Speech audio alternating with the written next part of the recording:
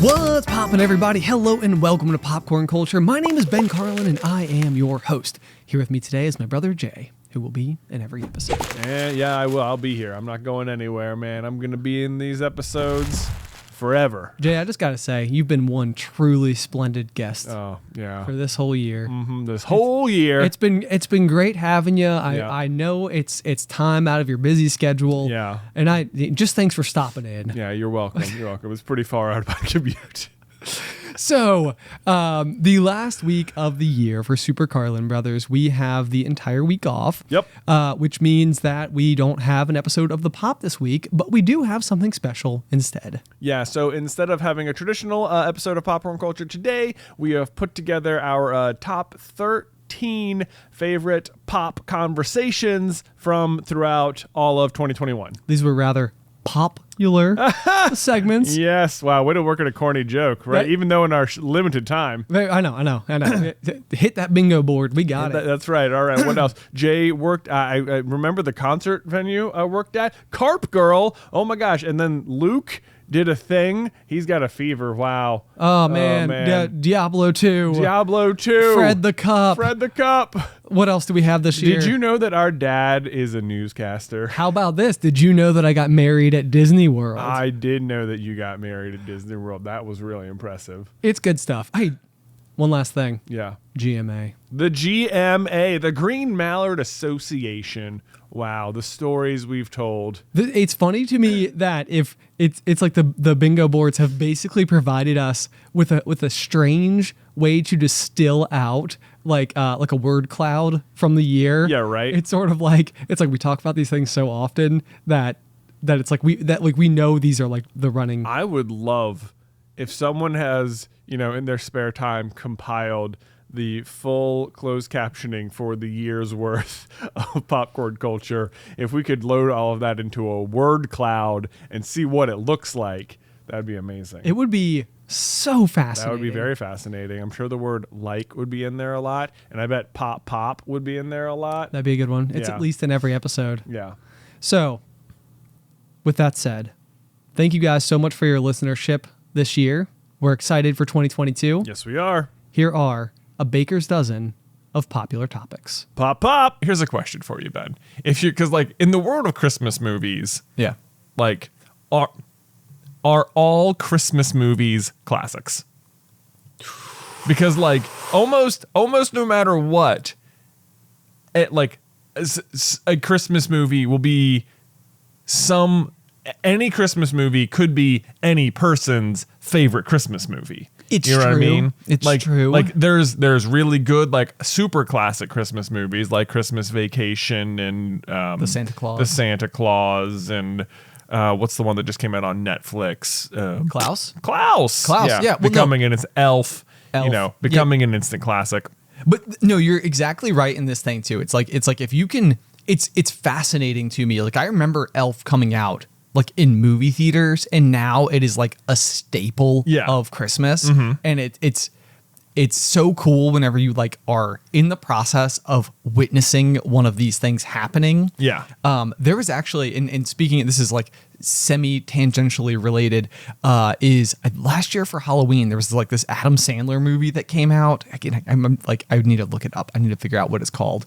But it was like one of these movies that when I saw it, I was like, this just became a Halloween classic. Like the spirit of American Halloween will now be changed because this movie exists. Like, Interesting. There are now new, like a thermos has a new role in Halloween that it never had before. Interesting. And if you haven't seen the movie, I'm going to tell you what the name of it is as soon as I don't think I've seen it. You haven't seen it? I don't think I've seen it. Okay, hang on a second. Okay. Adam Sandler Halloween fun. Halloween movie. It's called Hubie Halloween. Hubie Halloween. Hubie Halloween. Hubie Halloween. And the movie itself is just flat out, absolutely, unequivocally ridiculous. Like, but in a way that did it so perfectly that it's like that it's like at first when you start seeing this stuff, it's like, okay, it's like, well, that's like, this is odd. You know, like this isn't in keeping. But then as soon as it is in keeping, you're like, you just roll with it. And Right. it's like it works.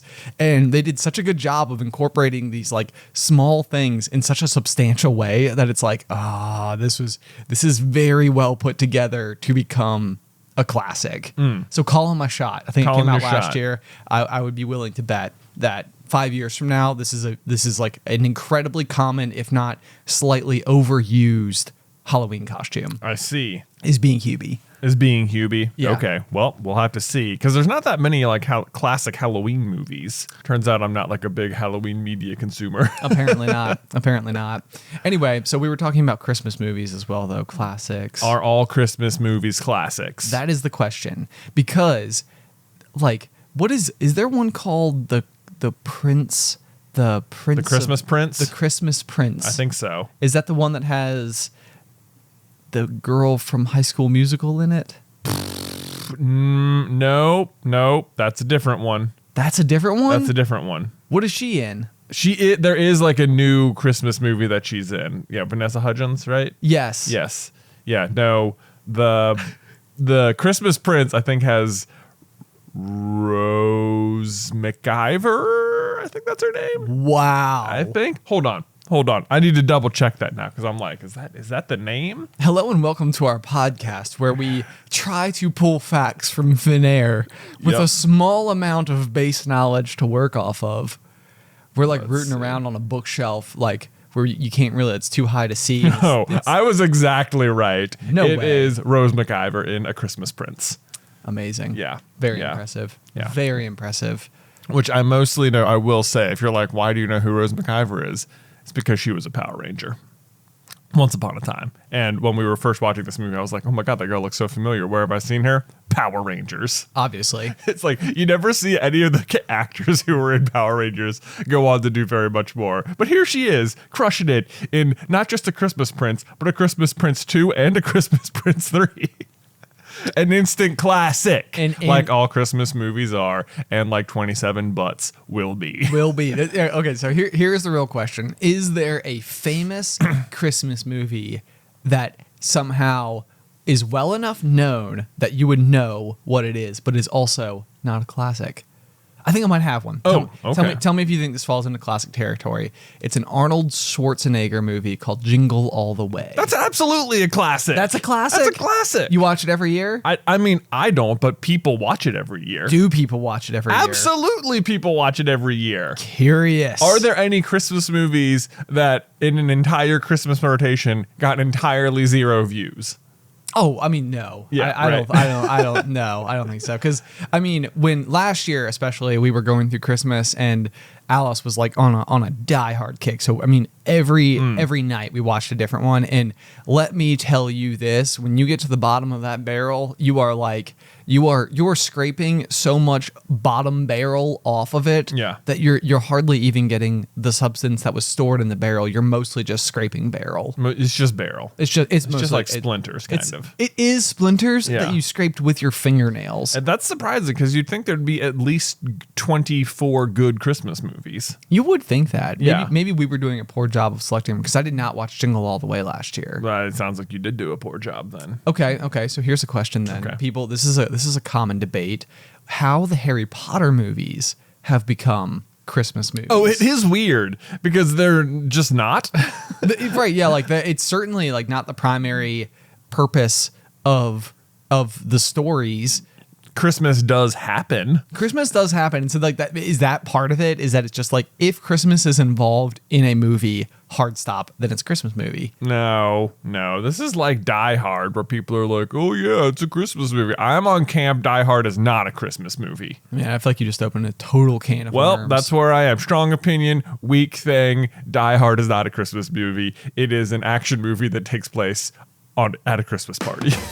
All right, Dan, what? what if we were to close out the day with a corny joke? I like it's almost becoming tradition now that the corny joke is at the end rather than the beginning. Yeah. Yeah. How about that? How about Yeah. that? This one might be kind of hard hitting. Oh, okay. I know. It actually comes from my wife, Alice. Oh, You ready for it? I hope so. Okay. What has 2 arms, 2 legs, and arrives in October? 2 arms, 2 legs. Oh. I think I know where you're going with it, and I don't feel like it is a corny joke. It's not a corny joke. It's not a corny joke? It's an announcement. It's an announcement! It's And your what? The element of surprise? The element of surprise! What? It's your niece. It's my niece! Yes. Yay! I'm so excited. Because you're having a baby. In case Yes. people didn't figure that out. Didn't figure it out. Oh my gosh. Yeah. So Alice is pregnant and Yay! expected October 31st. Oh my goodness. I know. Halloween baby. Oh man, that would be amazing. So we're definitely hoping for Halloween. That's what, that's absolutely what I'm hoping for. I mean, that's like, it's like one of those like really odd things about our house is like Alice kind of has this like affinity for like skulls. Sure. And it's like, you could come into our house and like, they're not really front and center, but like if you will see them. Like but they're there. But they're about. And it's like one of those things where it's like, if you're like, oh, I can see like where Ben's influence has been on like the interior design. It's like, you get like the little skulls tucked in. It's like, no, those are not mine. Those are not mine. And they're like, oh, in that case, I'm going to take a lot of your points away because they were pretty cool. Yeah, exactly. So, but yeah, it is like the most fitting thing ever because my birthday is also October 25th. So I was kind of like, let's get it. Let me just segue Ayo. into maybe people have noticed if you're watching the pop on the YouTube channel that the Stanley Duck has gotten a significant upgrade. He evolved. Basically he evolved. So it used to be small pile of ducks. Yep. If you can imagine, like execute, right? Pile of eggs. Oh, I got you. Even though 5 separate eggs evolves one big tree. Now, very similarly, Stanley Duck has evolved into Big Duck. Big Duck. Big Duck. The biggest. It is making me very happy. I don't even so the Stanley Cup continues to grow. I think the plan is to like adhesive the duck to the top at some point. Right now it's just sort of resting there. Yeah, this is like one of those things where I think that the way that we go about our version of content creation is like, we're going to go forward with it and we'll continue to make adjustments as needed. Yeah. Whereas maybe other people would be like, let's make sure we have it complete before we introduce it to everybody. This is like, we had the original Stanley Duck. Yeah. And then it changed. And now it is currently a non-adhered gigantic duck on top of a golden cup statue on top of a wooden plinth. Yes. And but basically what I really my vision for it is to get gold spray paint and make the giant duck gold and then adhere it to our trophy. Yeah. But what I love the most about it though is that it's way too big. Like, it is comically larger than the large trophy it sits upon. Yes, exactly. So I think it's just perfect. It's just perfect. You have a note here in the show notes for today. Oh, okay. And I don't know if this is related to what we're already talking about or not. Maybe it has something to do with Luke. Maybe I'm just taking a shot in the dark here. The exact sentence you wrote was, "I don't know what to do with this seashell I have." And like when I saw it, I was like, we were writing our notes for the show, and I was like, I read it out loud, and you just started laughing, and I was like, don't say anything. I don't want to know a single detail about this particular story, but like, tell me everything there is to know about the dilemma you're having with your seashell. Seashell. Okay, so there's this seashell I have, and I don't know what to do with it. So far, with you one hundo. You on board? And so I was this past weekend. I was trying to think. I picked it up for about the 50th time, and I was like, I don't know what to do with this thing. And I was like, should I put this in the show notes for popcorn culture? And I was like, I don't know. It seems such a small dilemma, and then I was like, I thought about it as I was doing the notes. And I was like, I'm putting it in here. We'll just see where it goes. Anyway, so we have this seashell. It's a conch shell. Okay. And you don't know what to do with it. It's a conch shell. I don't know what to do with it. The people at home are like, get to it. Like, we get it. You're unsure. So, if you are at the beach, and you are out walking along the beach, you may as well have found buried treasure if you find a full intact conch shell, right? Yes. Yeah. It is. Yes. Yeah. That is.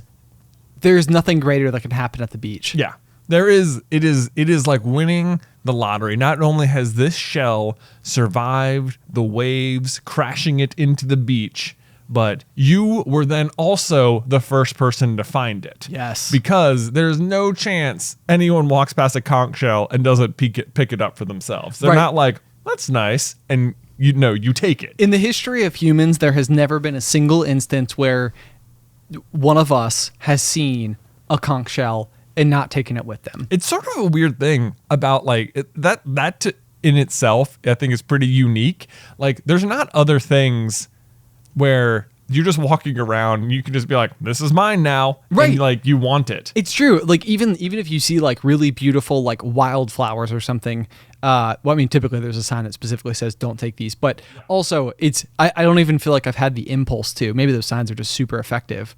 But like, I never see like a really beautiful flower out in nature. I'm like, I'm going to has me that. Yeah, right. But seashells are like this like free, cool thing you can just take.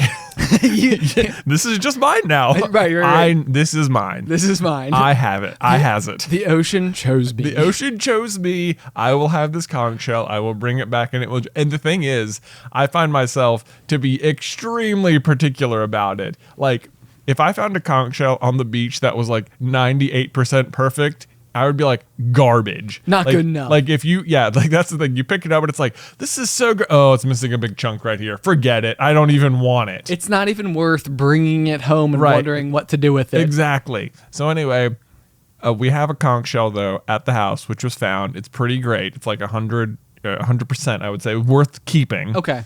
From the beach. This is excellent. Here's the flip side about seashells is all of the glory of finding it exists only while you're at the beach. True. Once you come home, what do you do with that seashell? You don't like. We're gonna put it on display. You just look what I found. You didn't take it. It doesn't take a skill to find it. And I will tell you that maybe you do. Maybe you put your seashells on display, and that's totally fine. Good for you. This is not a for display seashell. Like this was a seashell that we found and we gave to Luke. It's a toy, basically, is what it is. Yes. Okay. Right. Yeah. Which, if you think about, conch shells are only so-so toys because basically they're just big spiky rocks. Semi-fragile, big spiky rocks. Exactly. Like Yeah. I know they're not rocks. That calm down comments, but it's that's what you got. You got a big spiky circular thing. Okay. Yeah. That it looks nice and it's like a miracle of nature and it was free treasure and it sounds like the ocean, which is where it came from, which is one of the coolest things ever. But it is also this like pointy thing and it is effectively a toy. Like we don't have a place to put it on display. I'm not trying to display it. It's just, it goes in the toy box and every now and then it'll fall out and it'll be on the ground. And now I'm like, it's not like, Luke doesn't really play with it. It's just this hard spiky thing that's in the toy box now. And I'm like, it is threatening to break at all times. And I'm like, should I just throw it out? But then I'm also like, but the ocean chose me. It did. It did. The ocean did choose What do you. I do with the seashell? I think you return the heart of Te Fiti is what you do. You want me to bring the seashell with me to the beach? To the beach. Yes. Okay, I need to ask. Are you giving me a chore? Okay, so as you back out and start to like look at this, there is the question to examine to me is like, what is it about the fact that we're all drawn to these things? And you're absolutely right. Like if you find one, it is like you can't wait to get back and show people. You're absolutely keeping it. You're definitely bringing it home. But there is always that grand conclusion of, but there is nothing that I can do with it. And if you go to the beach like annually, there's also sort of like this thing where over time you have probably been chosen by the ocean more than once. Possibly. So like at some point in time, it's almost even like we're starting to have too many of these. Got too many. I got this whole collection of. Like I understand I'm incredibly special to the planet, but like, come on, guys. Come on, ocean. Right. So what is happening in our brains that we see it, we have to have it, and then have absolutely nothing to do with it? I don't know. Has this always been the case, do you think? Like, do you think that forever people have picked up seashells, or do you think at some point in time they were like, those are just there. They're only useful to us if the conch is still alive inside of it so that we can make conch fritters. Conch fritters. That's the thing. I think when I found out that snails lived inside of snails lived inside of conchs, Yeah. my mind was kind of blown a little bit Yeah. because for such a beautiful thing to have been made by a snail, Yeah, it's like, what? It's like that doesn't seem right. I guess, I mean, even if you pick up like a land snail, I guess it's got like a pretty cool spiral Fibonacci sequence shell going on there. Look at you dropping terms. Yeah, look at that. I know about things. You do. Golden ratio. Of course.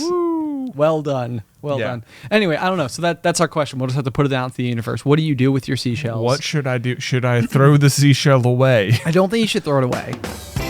The one true plush host, as I am known in the comfier corners of the internet and the listening audience. You do love beanbag chairs. Well, do you know what is hilarious about the beanbag chair joke? Is that you were the one who bought jumbo wumbo posh beanbag chairs as furniture, as your like actual furniture for a while in college. This is true. It's reminding me so much of the idea of the just noticeable difference, which is like... Did you coin that phrase? To be honest with you, I'm not actually entirely sure. This is one of those things. I think that I have very naively claimed before that like I can go back to the memory of the date every time I've learned anything in my entire life where it's like, well, how do you know about that? And like, let me tell you the day because I remember learning. I remember this happening. The just noticeable difference is not one of those things. I don't remember learning. Okay, because I remember you making the video about the just noticeable difference, and I remember like that is such a great phrase for exactly what it is. I'm so glad you taught me this, but then I think one day you told me like I just made that up. I was like, no, that is even better. I don't remember. So we don't know at the moment. I'm gonna give you credit, but I'll let you describe what the just noticeable difference is to people. Okay, so the just noticeable difference, the best explanation that I originally had for it was the idea of like a candy company specifically like with bags of like M&Ms, where as time has gone on, you might like open up a standard bag of M&Ms and be like, man, there are not as many in here as there used to be. And the idea was that like as the M&M company was like progressing further and further as like a way to increase margins, the idea was like, okay, so like maybe on average each bag has, 40 M&Ms in it. And the idea that sounds so high. Does it? I don't know. Okay, let's place guess. I'm going to go with 40. I'm sticking Are with you that. talking about a brown bag? No, I was thinking like a yellow. For some reason, I was imagining peanut M&Ms because they are the superior. Because they're the superior, best M&M of them all. I think that there are 40 M&Ms inside of a standard yellow bag. I think it's closer to like 20. 20? Wow. Yeah. So few. So few. Okay, well, we will get a bag and count. Okay. And see. So we'll circle back to that. If you guys also have guesses, just let us know, anywhere that you feel like. And we'll confirm how close we all were eventually. It'll be great. So the idea was, though, that like if originally there were 40 pieces in the bag, that probably had an associated weight or, whatever. And that as time went on, you could be like, okay, instead of 40 pieces, let's aim to have 39 pieces, maybe 38 pieces. And if you're thinking about it like in terms of mass manufacturing where there are like millions of bags being made, right, then, every 40 bags, you just basically got like a free bag worth of revenue for if you're the M&M company. Right. And that probably no one noticed. Exactly. And so that's exactly what it comes down to is like how much can we scale back before it will be a problem? And so the thinking would be like, okay, so if there used to be 40 and then there was 39, like you probably wouldn't notice at 39. If there were 38, you probably wouldn't notice at 38. If there was 37, like maybe you're getting on the cusp, 36, like people are starting to notice. They're like, there are fewer in here. And I'm picking up on it at this point in time. It's like you have crossed the threshold of the just noticeable difference. Right. So it's like, it's literally you're talking about one M&M, but at some point in time, one M&M is literally the difference maker, right? In this particular situation. But then I've also applied this idea to like just a lot of other things, which is sort of like the I don't know if you've ever had this happen to you before, but like you're waiting on someone to like meet you somewhere, and you're sitting and you're waiting and you're waiting and you're waiting and you're waiting, and finally like I'm just gonna give them a call and see if they're still on their way. And the second you pull out your phone to call them or like hit send on it, they pull around the corner and they show up. And it's like they were late by like it wasn't like at 1 minute late, you were like, I need to check in on where they are. And it wasn't at 2 minutes. And it wasn't at like 10 minutes, but like at 12, you were like, I'm calling. Like we've reached that point. Right. But it's also like, It's this like intangible point of like the intangible tipping point. exactly. Yeah. Yes. Oh man. Okay. So Jay, you have a note here Yeah. in the notes. I do. That says, Ben, I have to clear something up with you about vampires. Oh, well, I sure do, Ben. Well, Okay, Ben. I have been looking forward to this for minutes. Let me tell you something. Ben, all right, I need to clear something up with you about vampires. Oh, okay. Yeah. Okay. Let me introduce the segment. But that was good. That was Thank good. you. Everybody else was lost. now we're all on the same page. Okay. This is my perception of vampires. Let me ask you, how do you think a vampire sucks blood?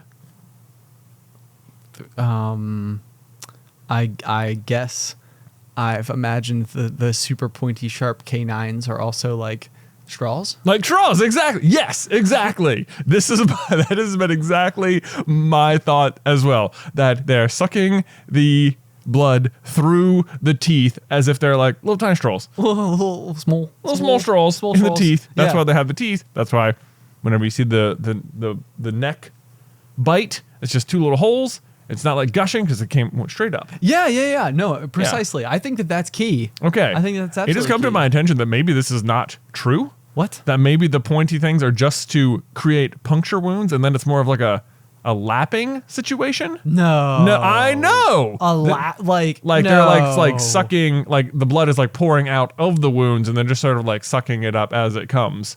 Oh, this is throughout. making me very This uncomfortable. cannot be right? It's little straws. It's a little straw straws. teeth. It's definitely straw teeth. That's I mean, 1,000%, right? otherwise it's like, because I thought what you were gonna say with that is that was more of like a gnawing type of situation, but I was like, no, that doesn't seem right either. No. That doesn't seem right. That seems No. more like werewolfy. It's more like, that's not even like drinking blood. That's just like killing someone. That's just yeah, exactly. Yeah, that's just like ripping them up. Right. So when you have been had by a vampire, do you become a vampire, or are you just like giving them a little bit of blood? Because like if that's really what it came down to, it feels like vampires and humans could coexist like reasonably easily. It would Because be like, eventually everyone would just be a vampire. well, or we could just like we could just like have blood donations. Right. And be like, hey, fellow living organisms, we got you. We got you. We can They help would. with I this. mean, people would have to be donating a lot more blood. I have to imagine. That's probably true. That's Yeah. probably true. There'd be an Thanks. uptick.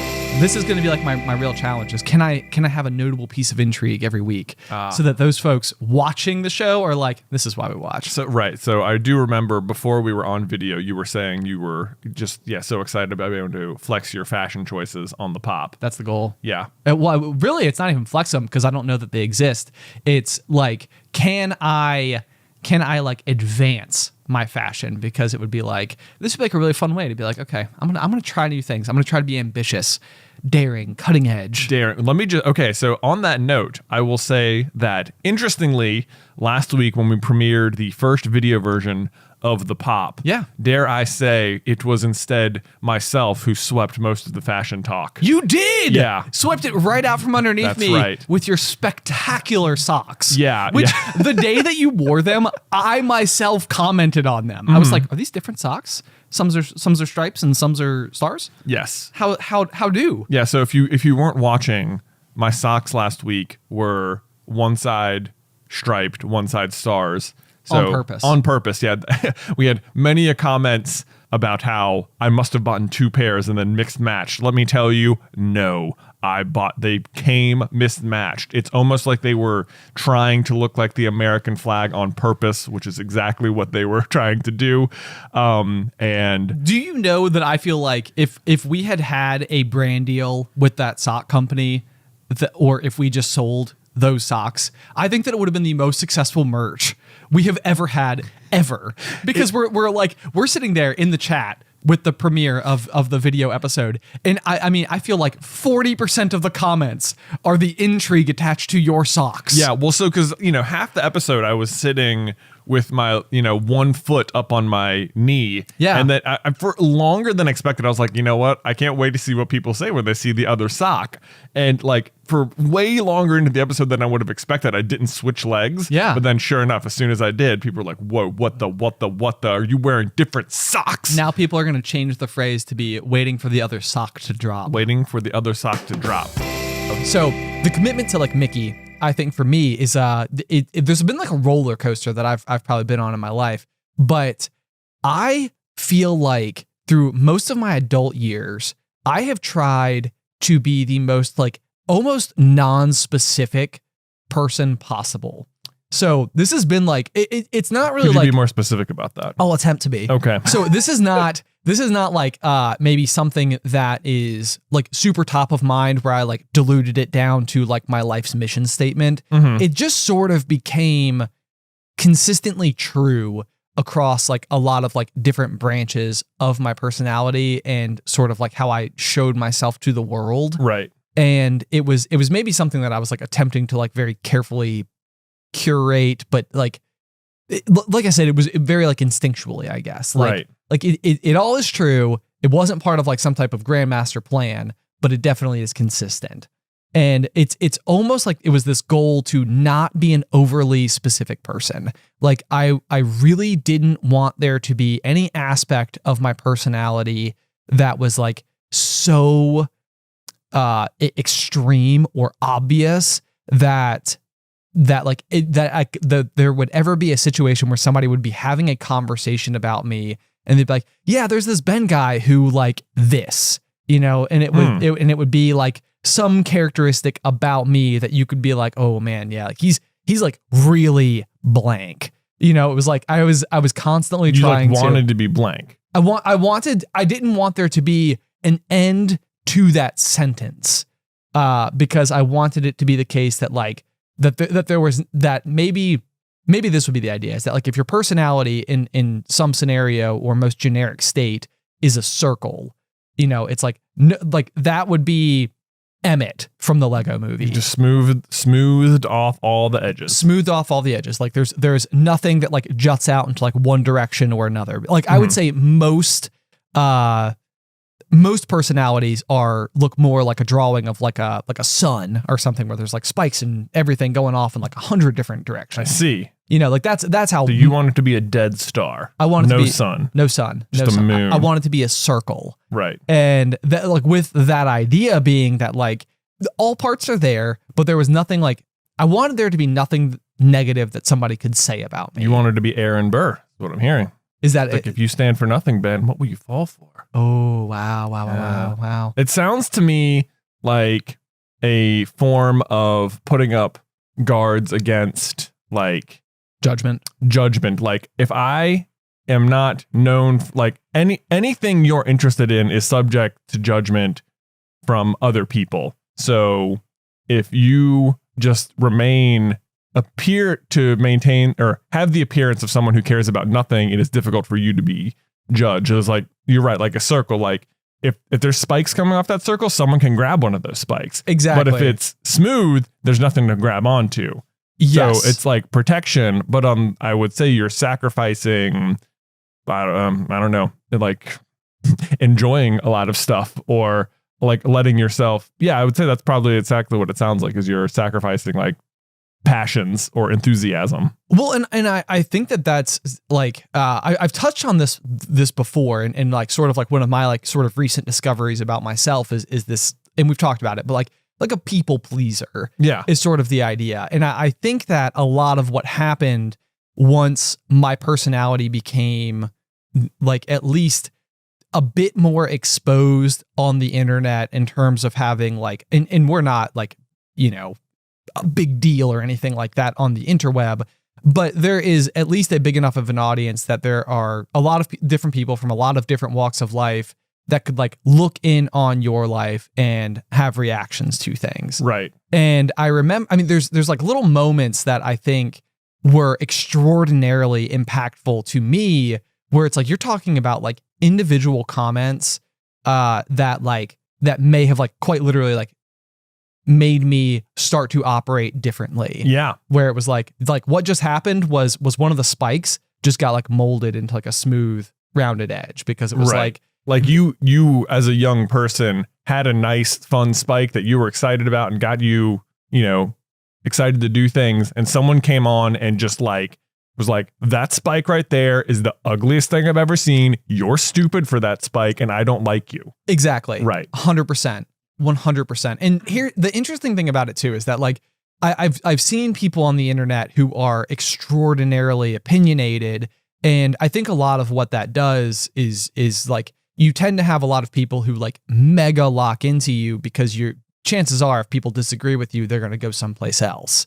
And so if you're mega opinionated, then usually all that's left is like the people that at least in some manner of speaking have a similarly shaped spike to their personality. And it's like they fit together. Like it's like, okay, I agree with you on all of these things. So like our spikes align, so to speak. But I remember there was one day, and like, I mean, I've talked about this a lot too. Like I've always really enjoyed like chopping wood. I think that it's like an activity that I just like, I feel like I took like wood shop in high school for 2 years. Like, you know, it was, I've liked being around like wood. Like, I feel like it's just like something that like kind of speaks to me in this like really positive way. Like it, I don't know, it makes me happy. I feel calm or at peace. And I think splitting wood itself is like an activity that's it's not very complicated, you know, when it's like replicable and it's got like that like layer of like physical aspect to it that like I really like. Yeah. But there was one day where I had a friend who was living out on like 100 acres of land, and he heated his home with a wood stove. And so he was like, hey, like I need to like get some firewood. Like, do you want to like bring your truck up here and like we can go out and like we can like, you know, find like a fallen tree or a dead tree and we'll cut it up and we'll be able to chop the wood. And so I remember like posting a video to my Instagram, basically like using my chainsaw to like cut up a tree. Right. Sure. So that we could like split it for firewood. Yeah. And this was like one of those like rare moments where it was like, I had done something that like apparently many people had like an inverse spike to mine. So all of a sudden it was like, this like rubbed people like mega the wrong way. Chopping wood? Well, it was like the process of like using a chainsaw to like cut up a tree. Okay. And I think that it was like sort of this idea of I think the angle that people were coming from was like environmentalism or something. Okay. And like the idea that like I was like chopping a forest, which was let me assure you, I am incapable of. Yeah.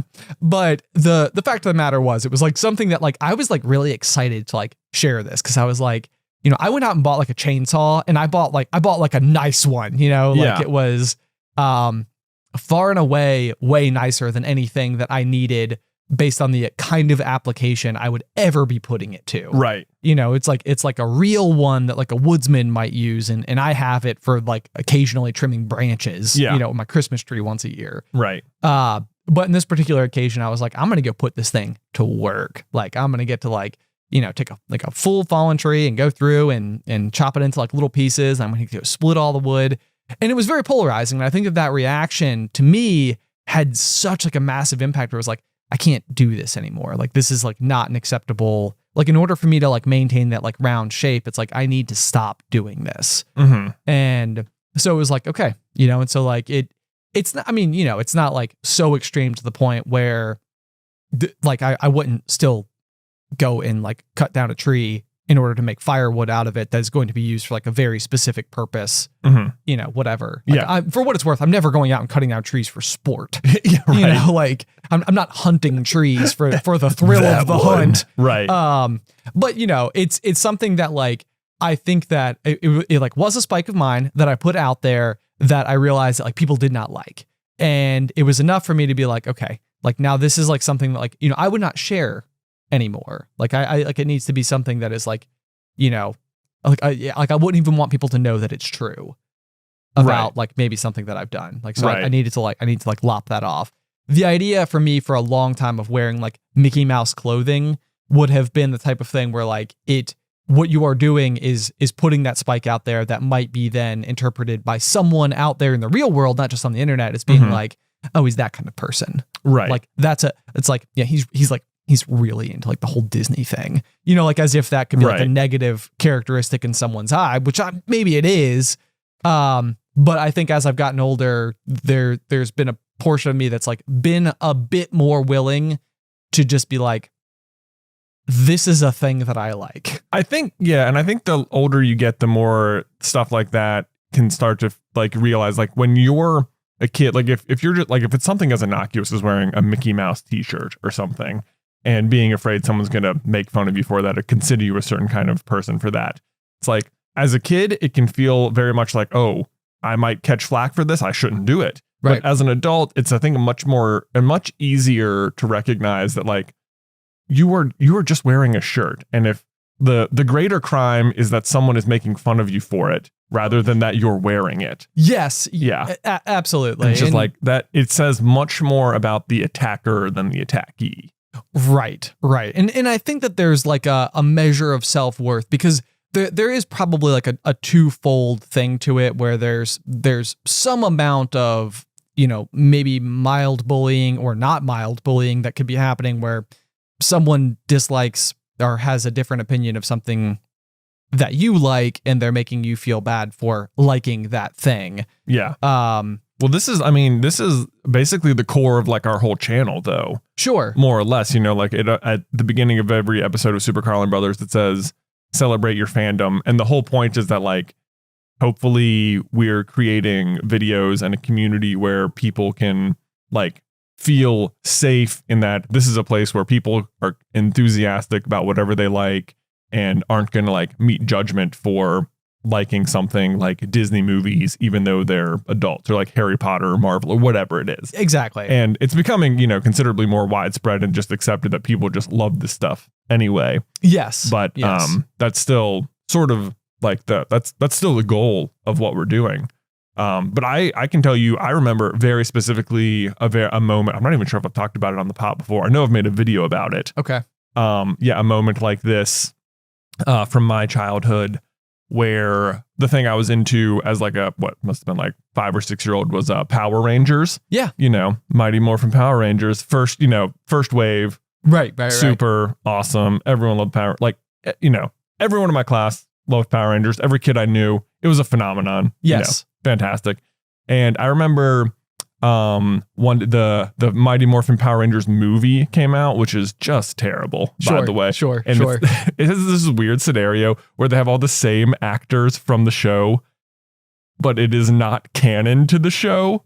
Like the movie happens, and then in the show, they have a different explanation for how they get the same powers. Oh, got it. Okay. Yeah. So this was almost just somebody somewhere being like, hey, what if we make like a feature-length movie out of it where we tell a story, but also it has nothing to do with the show. It's just the same people. So yeah, like if you watch the show, there will be they will get the exact same powers and same Zords, different explanation entirely. That movie, just whatever. That's just for fun. I feel like we watched it a lot as kids, though. I mean, I remember finding out about it and thinking this is the coolest thing. I remember asking like our parents if we could go see it on opening night, and they were like, yes, and then we didn't, and I was like, But anyway, our grandparents were in for Thanksgiving. Okay. And we went and saw it with them a few weeks after it came out. Okay. Whatever. And so the day after Thanksgiving was the Christmas parade in the town we grew up in. Okay. And I was in the Christmas parade for, you know, our Cub Scout troop or whatever. Sure. And I get to the parade and I'm sitting there talking to my buddy,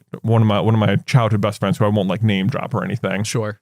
But I'm like, oh man, guess what we saw last night? And I'm like telling him all about the movie and like all these cool parts and like all my favorite parts. And he looks at me and is like, Power Rangers are stupid. And I was like, I remember to this day the gears in my brain like grinding to a halt, and like the like mental gymnastics I was having to do to like suddenly adjust to this reality. It was the first time I remember outside social pressure dictating what I liked rather than just my own personal enthusiasm. Right. And it was like the worst because like I did not believe that. Like I was like, that's not true. Like Power Rangers, you were wrong. But it was like in that moment, it's like my brain immediately understood like, if you were going to continue to be considered cool, you were going to have to adjust to this reality now, like in the next 3 seconds, you know? And it was like, that was impossible. Sure. And I remember just hating that feeling And that was probably, I went through a very similar situation where I was like, I'm just going to hide these spikes or whatever for like a long time. But I would say that rather than just like not letting them exist, it would be more like not imagining like a 2-dimensional drawing of a sun, but like a sphere. And it was just like, I'm just going to let all these spikes grow That on way. the back. Like, Interesting. They will grow and I will like them and then privately, and I will not let you tell me what I cannot like, but I will also not let you know that I will feel ashamed about it, Sure. kind of thing. So maybe Anyway. the moral of the story is to just let your spikes show. Exactly. Your spikes Be are spiky. beautiful. Be spiky. Yeah. I like that. There you go. That's a Be great- spiky. It's a great tagline for the old pop. The old pop. Don't forget, guys, be spiky. Be spiky. I like it. Yeah, that is good. It is good. I like It is that. good. I hope everybody at home is thinking about right now something they're like, there is this thing that I really like that I don't let the world know. And it's like, you know what, guys? Hey, be spiky. Be spiky. One of the things that I keep hearing myself say or bring up is talking about anxiety Oh, really? as like sort of, you know, like this was a moment, oh, I was super anxious, like whatever. And what's really weird to me about anxiety is almost like the same thing as like when I first got like a cold as a kid.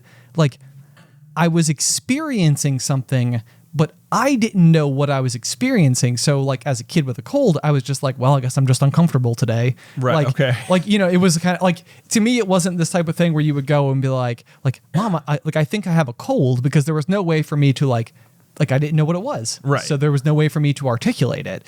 And now, of course, when I have a cold, I know that I have a cold, and that's exactly what it is.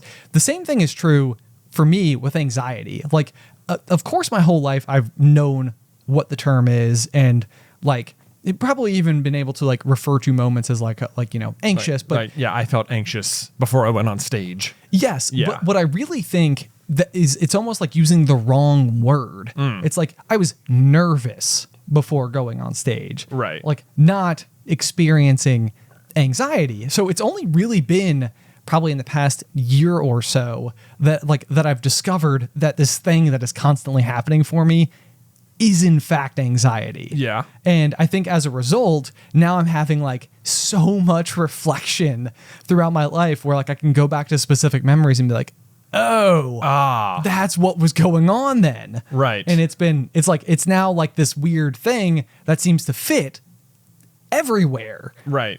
Which is super odd. But also then I was going off of that and I was like, why does that happen? Like, have you ever noticed that you can like learn a new word, or maybe you like bought a new car and then all of a sudden you start to see that car everywhere, or you start to hear that word all the time. Right. And you're like, I only just learned this word, but now it's coming up constantly. Like, did it just come in vogue all of a sudden?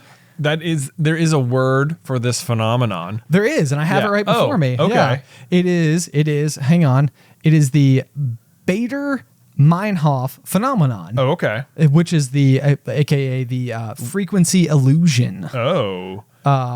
Yeah, I'm going to read it. The Bader-Meinhof phenomenon, otherwise known as the frequency illusion or recency bias, is a situation where something you recently learned about suddenly seems to appear everywhere. Yes. Oh, this is such a thing. It is so such a thing. Like I feel like it happens all the time, and every time it does, I find myself in a situation where I'm like, how often am I not understanding things? Oh, right. Like- Because the truth is, it's likely that these things were happening all the time. You were just completely unaware. Yes.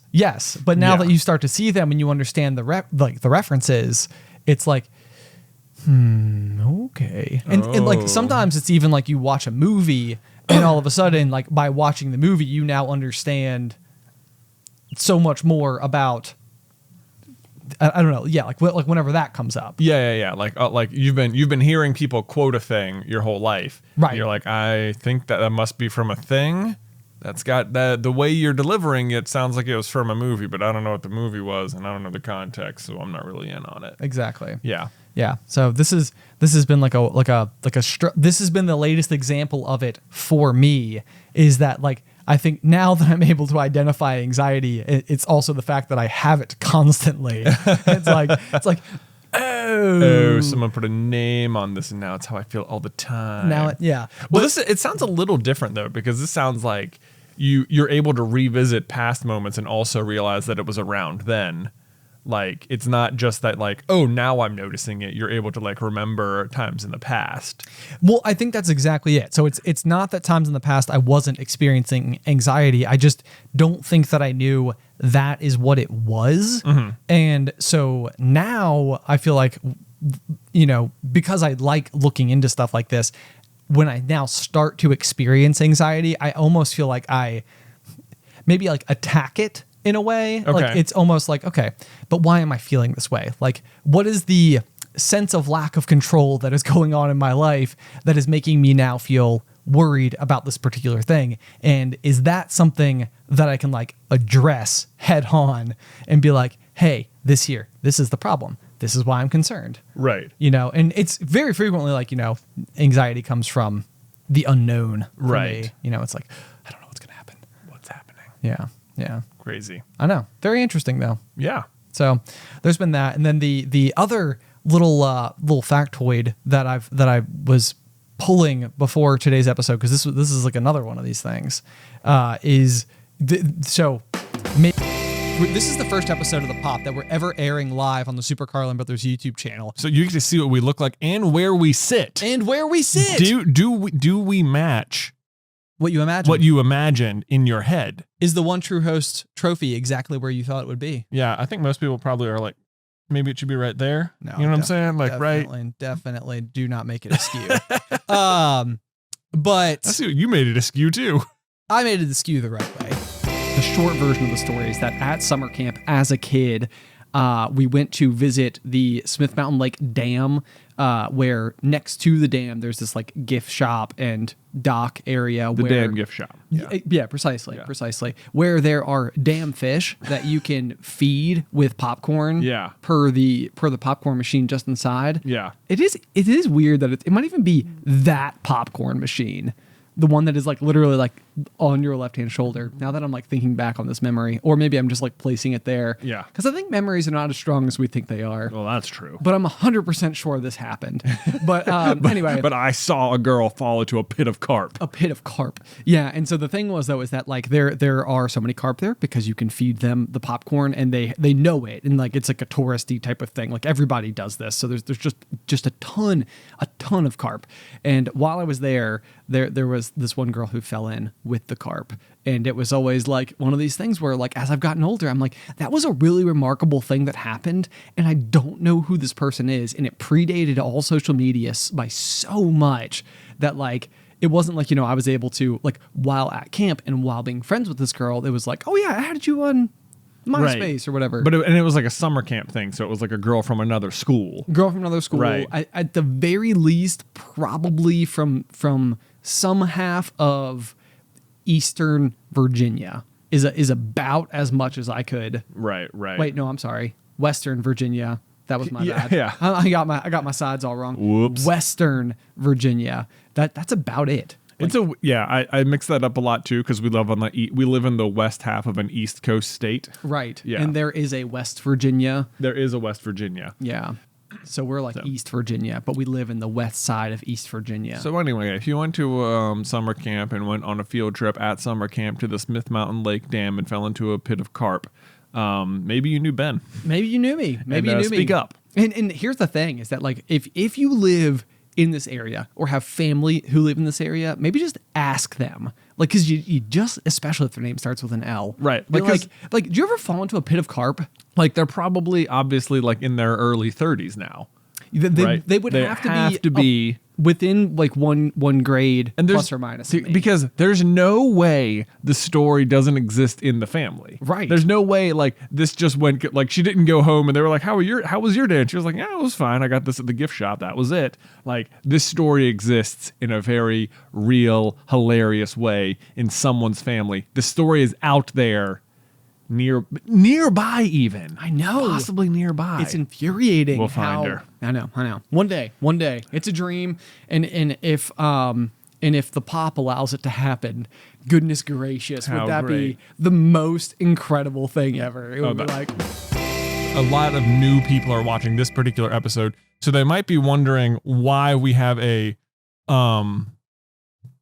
popcorn trophy on the table here Yeah, the one true host. that says the one true host. Well, I think there's a fantastic story about it. Yeah. Really. I mean, it's kind of one of my favorite things about everything that we do professionally Okay. is this particular trophy Uh-huh. and where it sits on the table. Right. So the one true host has been an ongoing battle. Well, to call it a battle, you'd really have to have two people really fighting. It hasn't been close. It was as close as it's ever been last week, I Last think. week. Okay. Yeah. So well, let's apply some context because it also comes with an announcement. Okay. So basically, when we started the show, we were like, okay, this would be like a fun way for us to determine who is the one true host of the show week in, week out. And we have, of course, myself, Buzzy B, and then of course you, Jazzy J. Jazzy J, which are like the two options available. Although there's always been also a third option, which was no host, which would be host neither. Host neither. In the event of a host neither win, we would start the episode with about 15 seconds of just silence.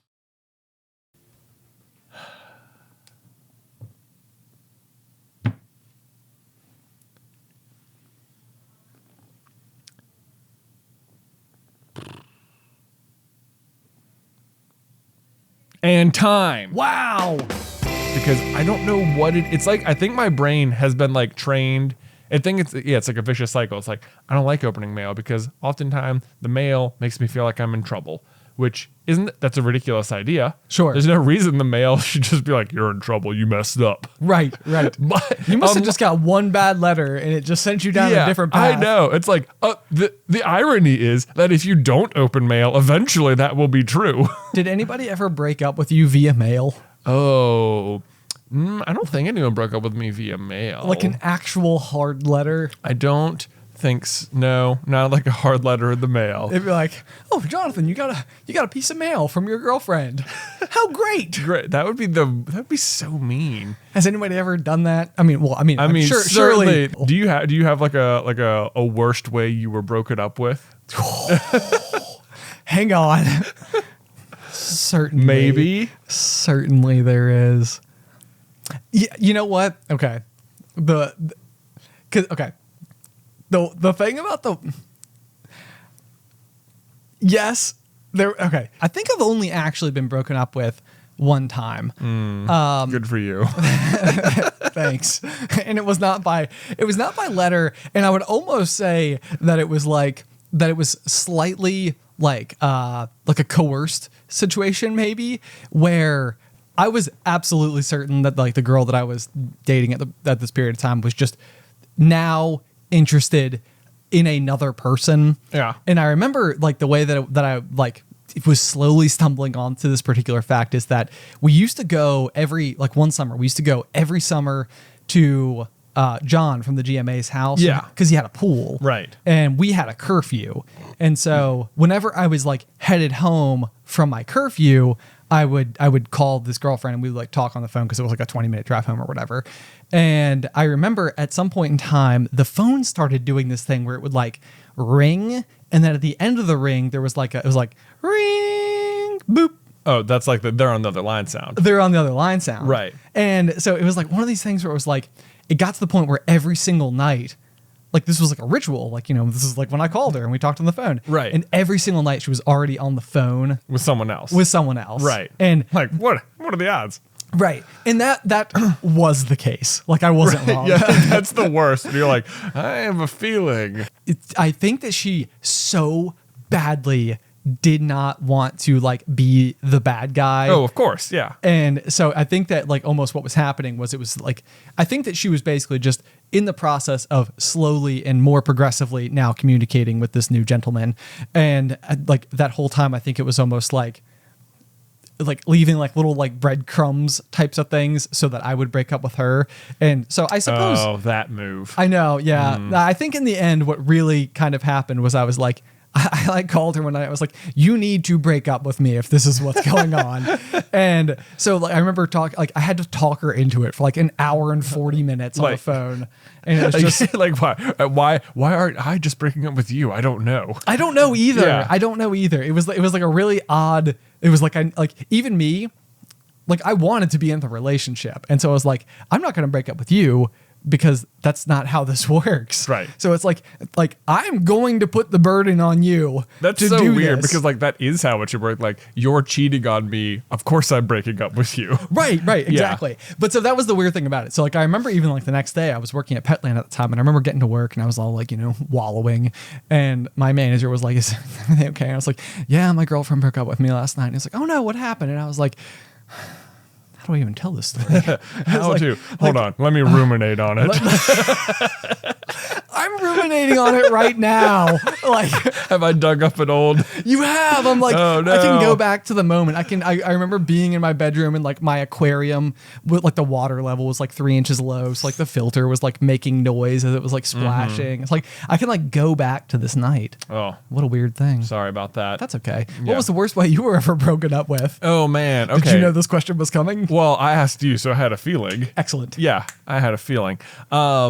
Let's see. What comes to mind is, do you remember AOL Instant Messenger? Oh, yes, absolutely. I mean, who doesn't? I dare say I was a pro at AOL. The Instant best way to Messenger. communicate, or worse, depending on the situation. AOL Instant Messenger was just an old chat system that you could use, and everyone used it. Yeah. And if you needed to get up and go away from the computer, you could put up what was called an away message. Yeah. Yeah, which meant, yeah, I'll be back later. Here's some, like, if you sent them a message, it would like pop back and be like, Yeah. and it would just supply you with a message. And at first it was used as intended, as like a I'll be right back sort of thing. Right. But it quickly turned into like the ultimate like screener, like sensor of like, because you could have an away message up and continue talking. It wasn't like if you started talking, AOL would be like, oh, you're back. I'll take that down for you. It was like, Yes. you can just keep it up.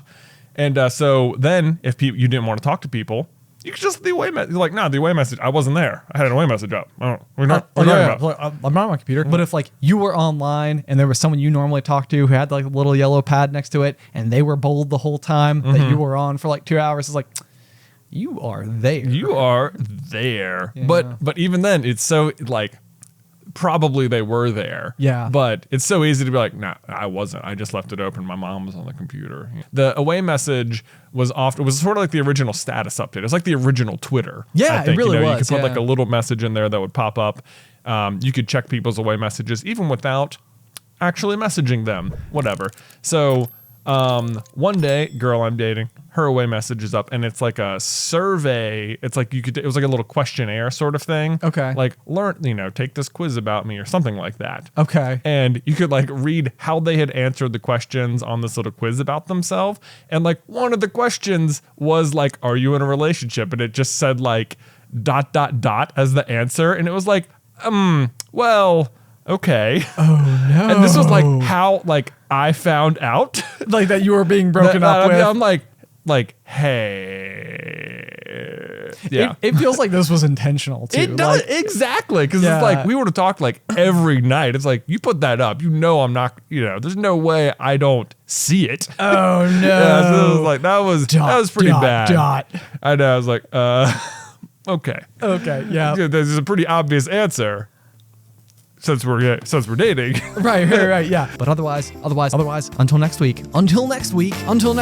Pop.